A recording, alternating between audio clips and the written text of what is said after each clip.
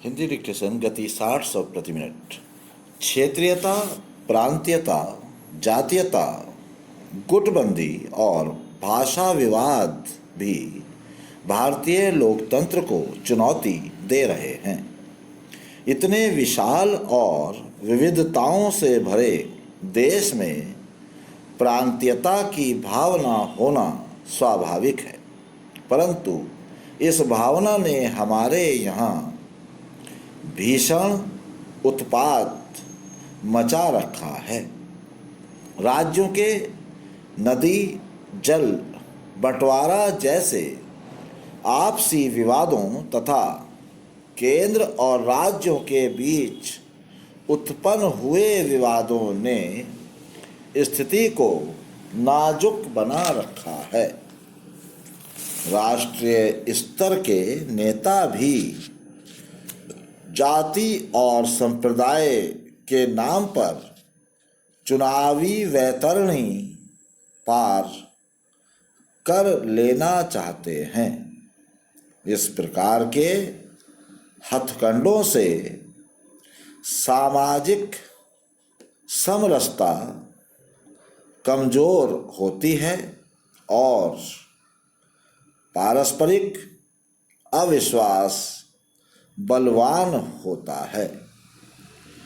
घृणा और विद्वेष के वातावरण में विकास और जन समस्याओं के मुद्दे पीछे छूट जाते हैं। जाति और मजहब के नाम पर तुच्छ राजनीति करने वाले भ्रष्टाचार और स्वार्थ पूर्ति में लिप्त रहकर भी स्वयं को अपने वर्ग के मुक्तिदाता के रूप में प्रस्तुत करते हैं।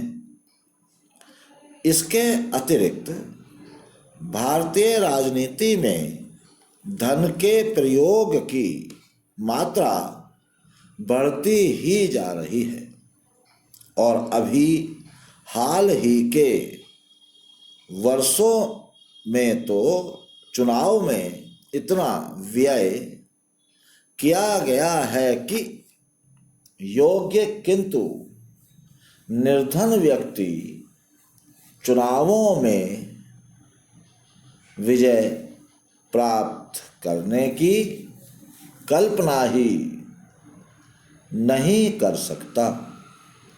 राजनीति में धन का बढ़ता हुआ प्रभाव भारतीय लोकतंत्र को नष्ट करने का कारण बन सकता है। भारत में पश्चिमी लोकतंत्र को अपना तो लिया गया, किंतु खेद का विषय है कि हम पश्चिमी देशों की लोकतांत्रिक परंपराओं को नहीं अपना सके। राजनीतिक सत्ता को निर्मल रखने के लिए राजनैतिक संस्कृति को प्रौढ़ता प्रदान करना भी आवश्यक है।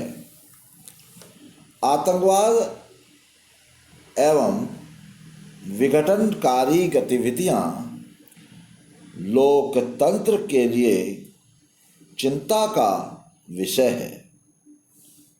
आतंकवादी और विघटनकारी तत्व आधुनिक हथियारों से सुसज्जित हैं और अनेक मामलों में उनकी मारक शक्ति नियमित सशस्त्र सेनाओं जैसी है।